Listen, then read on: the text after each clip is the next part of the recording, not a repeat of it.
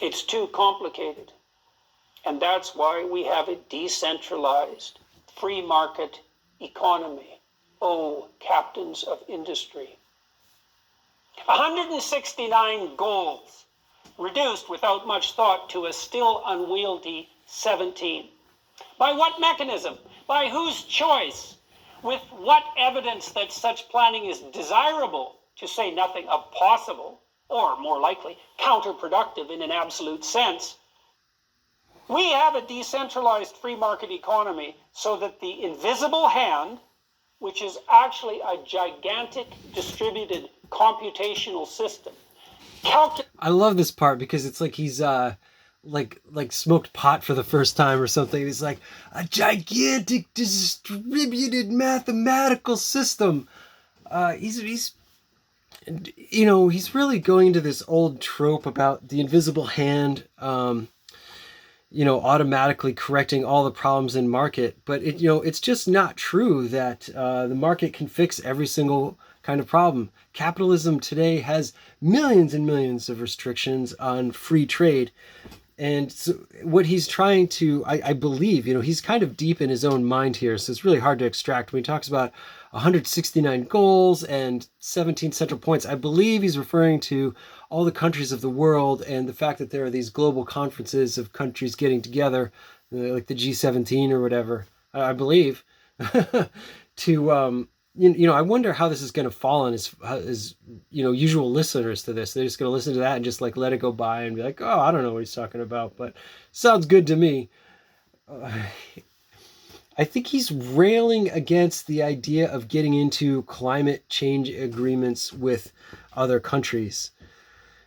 I think he thinks that somehow financially we're going to just automatically find reasons to reduce carbon emissions and have better ecology and stuff like that.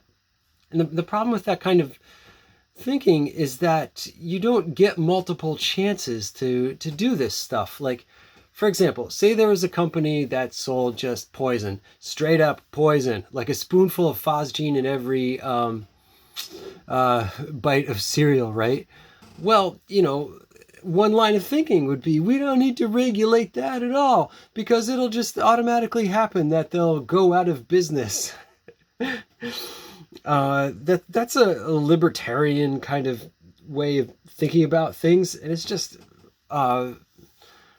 unrealistic because there's so many other things where you just can't measure it in money, and if you make a mistake, then it's too late to mess it up. Like, I don't know, say nuclear power were completely unregulated. Everyone was just building nuclear power stations wherever they felt like it. And then they started melting down and just like irradiating large swaths of area. Then if you were going to look at the magic invisible hand that supposedly fixed everything, then you would say, well, yeah, look, it turns out it's unprofitable to do this. So I guess we won't build those. Not because, it ruins the world or anything, but because it's unprofitable. Meanwhile, too much of the world is already destroyed. So you have to look ahead and think about it and just use a little bit of reasoning, and complement it with science and a bunch of history and say, what environmental practices can we improve? Now, the reason we get together with other countries in the world, if it's not really clear, is because you can make short-term gains by ignoring the environment and human rights, and that's what we see in China, right? That's why everything's so cheap, because they just burn stuff and let the chemicals go into the atmosphere and work people way more than they should be worked. So there are advantages to ignoring the environment and human rights. But if we agree country to country to country to say, okay, let's dial it back and let's be happy with the amount of productivity we have, and let's not invade each other, and let's not let somebody get too far out of control. Now, I know that sounds sort of like an idealized hippie way of looking at things, but let me assure you, like when you have that kind of ideal, you're only going to get there in little tiny steps as trust builds up. So maybe we output like 1,000 trillion tons of some kind of chemical. And we say, tell you what, everybody, let's only put out 900 trillion tons and see if everybody complies. And if everybody does, then he said, look, we're still happy. We still have life worth living, and the planet's going to last. Can we maybe dial it down to 800? And that's why you get together. But he calls that centralized. It's very, I don't know where the center is. Is it in the center of that group who's making it? But it's a whole bunch of entities who are negotiating very strongly. There's no entity. I think he just doesn't like being told what to do. And I don't blame him. I don't like being told what to do either. Relating adaptation to the transforming horizon of the future. Talk about corporate speak. What was that? Adaptation to the transforming horizon of the future? Calculating adaptation to the transforming horizon of the future. That's like what you hear when you take a plane and you hear like United Airlines adapting transformation to the horizon of the future. So that the invisible hand, the free choice of product and occupation characterizing billions of people, can guide us as unerringly and selfishly, thank God for that, as possible into the future. Yeah, so he's just saying, respect, have faith that this hand is just always going to do the right thing for us, which is, just a concept. And this simply cannot be replaced by the utopian hand-waving of centralist globalist planners. He really is going to pop a blood cell any minute now. Centralized planners! But we're not talking about centralized globalist, planners. We're talking about countries getting together and negotiating to make things better. Not unlike, when a car company gets together with a rubber company and says, hey, let's figure out how we're going to make this car and sell it. But I suppose that would be centralizing a car, and we should all be buying the tires from one company and the car from another and the radio from another, just so it's not centralized. Even if they are blessed with the charisma and brilliance of that consummate conference organizer, Klaus Schwab. So again, this is overly personal for him. I don't know Klaus Schwab. Maybe he's got something to do with the company. I don't know. But he's obviously jealous of people who have charisma. And why do you think that is? It's because he's just such a crab. I mean, look at him. He's got no warmth in his voice. He just can't bring himself to be cheerful and smile and persuade people that way. He's just got to be this negative bad guy and like point to people who are, who have charisma and and try and say that's why everyone's doing that. Now, that said, I do kind of agree with him that people who have a lot of confidence and good looks, they do have, or height, they have some kind of unfair advantage over everybody, I would even say that they have some privilege. And I would apply that to what he's saying here, that person is using his privilege. But I don't think Jordan Peterson would like to hear that he's arguing that someone has privilege. The computations of the decentralized free market system, guided as it must be by a necessary minimum of political constitutions and international treaties. Yeah, okay, guided as it must be. I just love how he uses all this religious language. And he's like, well, so he's talking about these political decisions that can't be decided by anything political. This is really an attempt to stop little people like us from having a voice. He's saying like, you can't have a decision. This is for other people to decide. This is for business owners, not employees. Simply cannot be replaced by brute force top-down machination, no matter how well-intentioned. Yeah, so here it's this, like I said, it's contradictory how he says you can't replace this with top-down machination, but then he's like empowering CEOs. This is the way you're going to use your top-down machination. So this isn't really against authority. This is about the kind of authority that Jordan Peterson wants. Remember what the road to hell is paved with. Hell! We tried that with the bloody 5-year plans of Stalin and Mao.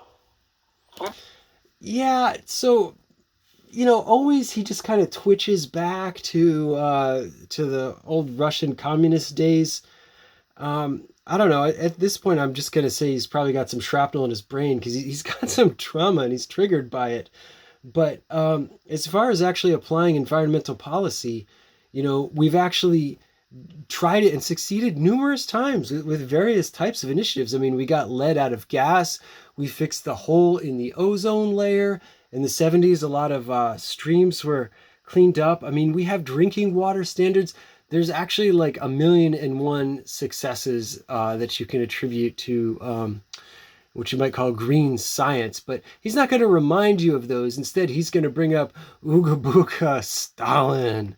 Remember how that turned out?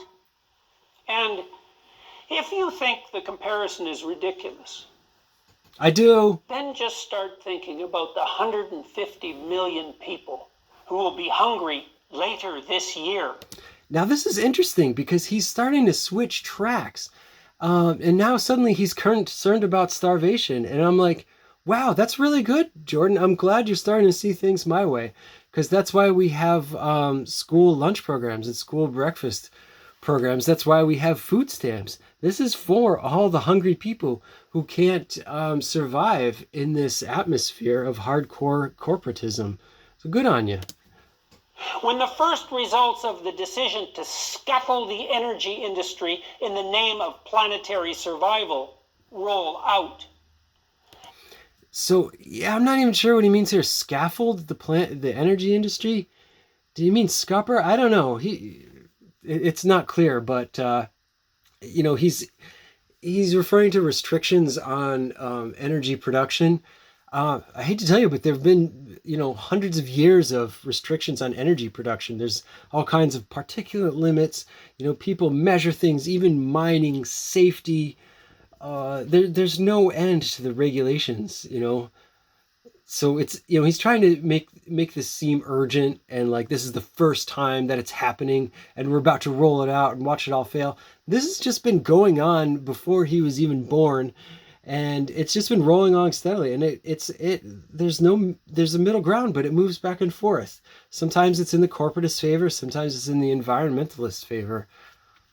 And just give some consideration to the fact that the idiot environmental utopian faux moralizers have proved themselves in the last few years, entirely willing to sacrifice today's actual poor to the thriving hypothetical poor, who will, if we haven't ethically depopulated ourselves entirely.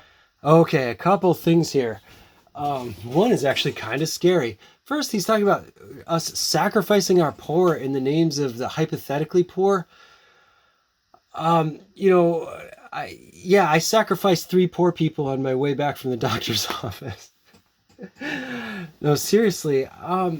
I think he's trying to say that there are people who are underserved now and that we're going to, I don't know, have different people who are underserved, but they're not actually underserved. And I think this might get back to that idea of the agrarian areas needing aid, and that's something that, that's a whole nother topic. It connects that idea, like I was saying about Noam Chomsky and the information age overlooking agricultural areas, but I'm not really sure, because he's just talking very, very vaguely here. But now I want to talk about something scary, which is his use of the term ethically depopulated. Let's listen to that again. Hypothetical poor, who will, if we haven't ethically depopulated ourselves entirely in. So this sounds to me like replacement theory, the idea that people of non-white origin are going to be breeding and as populous as white people, or possibly more populous. I mean, let me know what you think, but I think when he says if we haven't ethically depopulated ourselves, or maybe he's talking about, rising to their sense of ethics and not being able to survive on the planet.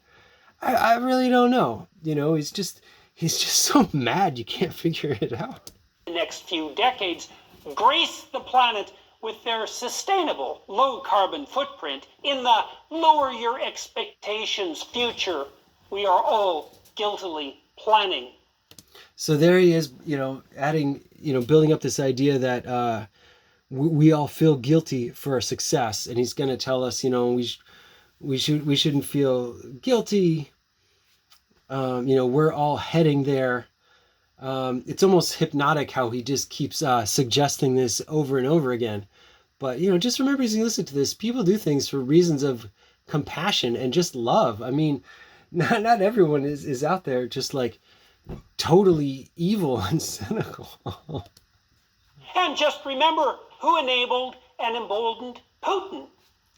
This is hilarious to me. Who did enable Putin? I don't think Putin needs enabling. I think he's got a lot of his own energy. He doesn't need us. I mean, definitely there's a lot of complex politics at play that I'm definitely not an expert in.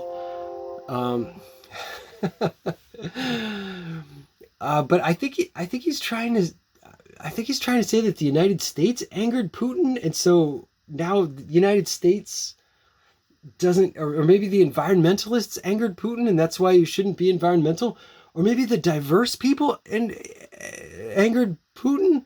I mean, was it a whole bunch of Argentinian immigrants that pissed off Putin and made him attack Syria and then Ukraine? I don't know. I'm trying to remember, but all right, let me put in a new battery.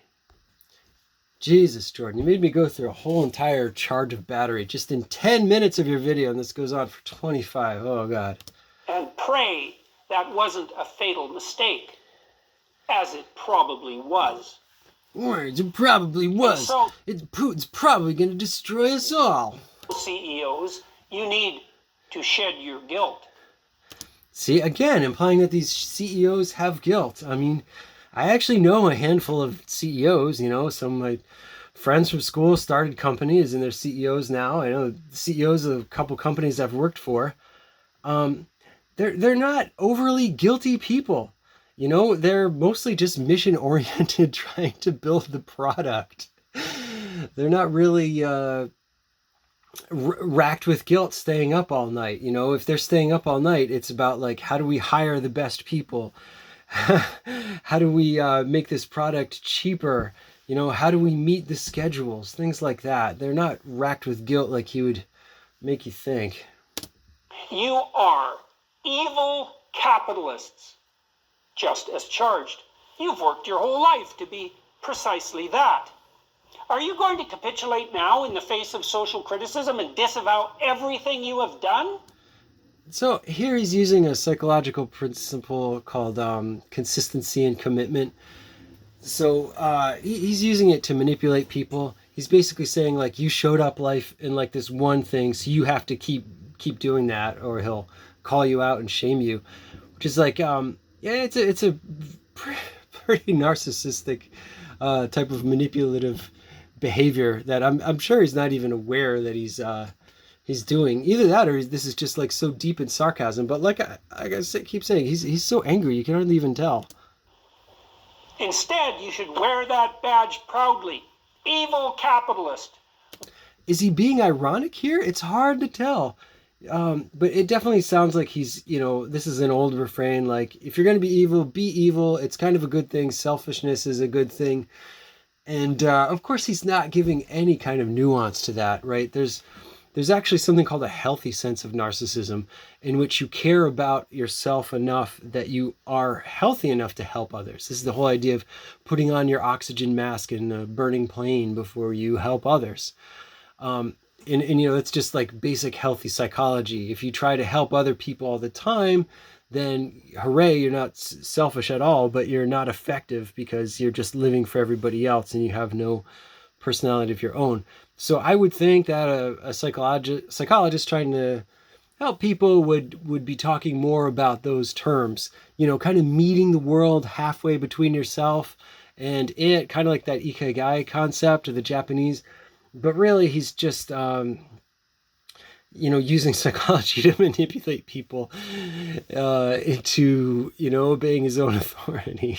Recognizing explicitly that there is simply no better alternative. Oh, okay, yeah. So this is interesting. He's saying there's no better alternative to capitalism. And this is actually an interesting point, because I do hear a lot of people on the left like brainstorming about this. Like, yeah, I mean, okay, we may have decided we dislike capitalism. Not that I 100% agree or disagree with that, but then they're really challenging themselves. Like, what are some of the other ways to do this? And I would just point to, his short-sightedness here. There's lots of other different types of human societies. Not that, we're ripe to just switch tracks over into another one, but, there's like tribalism, there was feudalism, there was whatever you call the republican democracy that the Romans had. There's cooperativism. There's all kinds of, there's potlatches and the gift economy. There's all kinds of other ways to organize society that different groups of people have been in. And the problem, if you want to call it that right now, is just that people, capitalism is so powerful that those other things actually exist within it, and none of them can ever be big enough. Like, you could have like a Mausian gift economy, but how do we scale that so it's on the $1 trillion level? Nobody knows yet. So it's worth thinking about.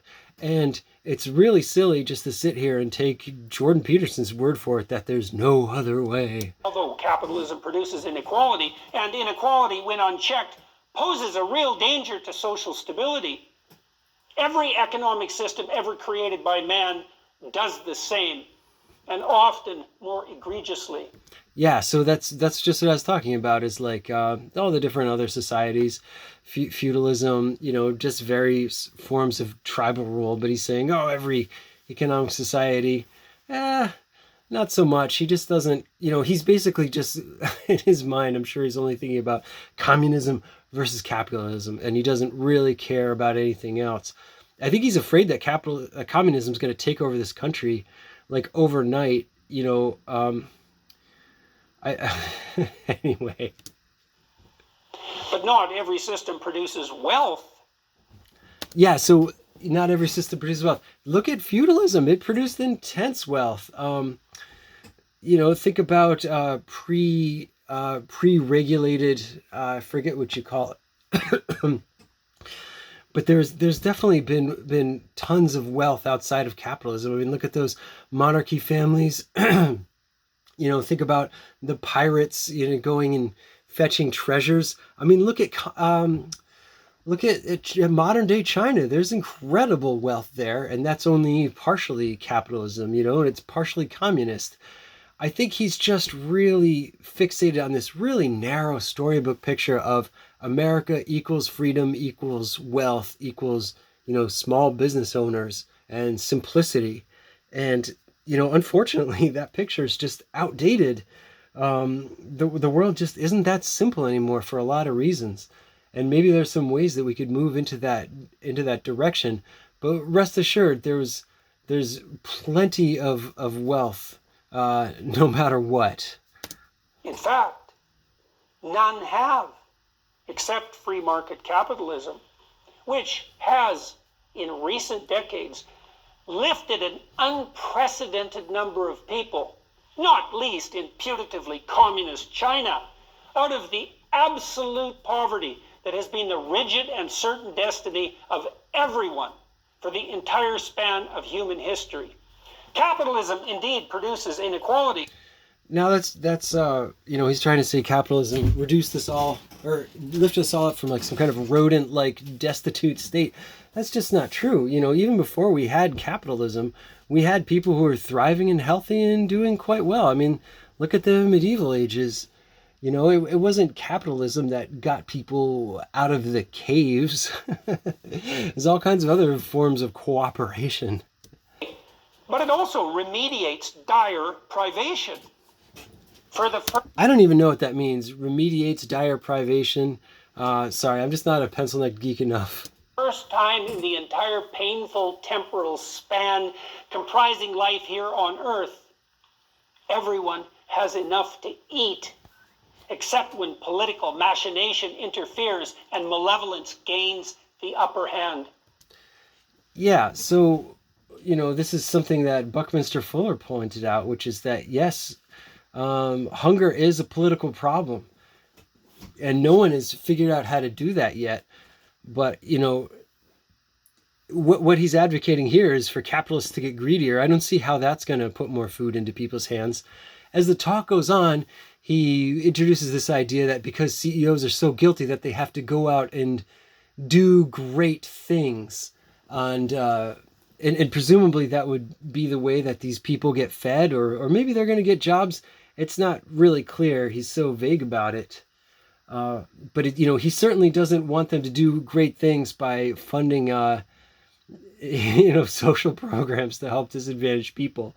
He wants all the power to be in the CEO's hands, and he talks about how they have to, how they must, if they're going to follow his authority, respect their own consciences. And that's a crummy way to determine if something is good. Just, I'm going to do whatever my conscience tells me. That's absolutely absurd. If you go around talking like that, nobody's going to want you in power unless they're also in on it. I mean, that's basically what Putin does. I mean, he does whatever he wants. Why would you expect that would automatically lead to poor people getting fed? Obesity is now a bigger problem than starvation. You don't say. I mean, very, very, very true. Everyone's obese in this country. But, a lot of that is because of all the cost-saving measures that capitalists do. If we were all eating healthier food and under less stress, then perhaps we would be less obese. But not for long if the DIE enthusiasts and the ESG moralists and centralizers have their way. Why are you kowtowing to those who despise your companies? This just seems so much like something that, I don't know, some of those really fascistic leaders would say to their people, like, why are you listening to other people? Like, why are you kowtowing to them? Like I said, my hypothesis is that these companies are doing it because they perceive themselves to make more money, or else they're coming up with it themselves just because they're compassionate. They're not like, at gunpoint to say, oh, okay, fine, I'll hire some people who aren't white. I'll do anything you say. They're not kowtowing. They're very powerful people, and they're very, very clever. And your accomplishments. Perhaps it's genuine guilt. See, it's funny how he's like making the suggestion more explicit now. If I hadn't pointed out, you might not have noticed it up until this point, how he's been saying guilt. But now he's making it explicit, like perhaps it's guilt. And then you might say, oh yeah, I guess it is guilt, because I've been thinking about guilt a lot. I wonder why that is. And now that he's given you the problem, he's going to give you the answer. Conscientious strivers who often come to occupy positions of authority in conservative corporate institutions are dutiful, industrious, orderly, and hardworking. This also makes them guilt-prone. And when such people look at their lives and their, let's say, demographic characteristics, white, middle, or upper class, disproportionately male, and English-speaking, they feel, and rightly so, that some of their so-called privilege, and everyone who uses that word is the mortal enemy of C-suite executives, was and is in fact undeserved.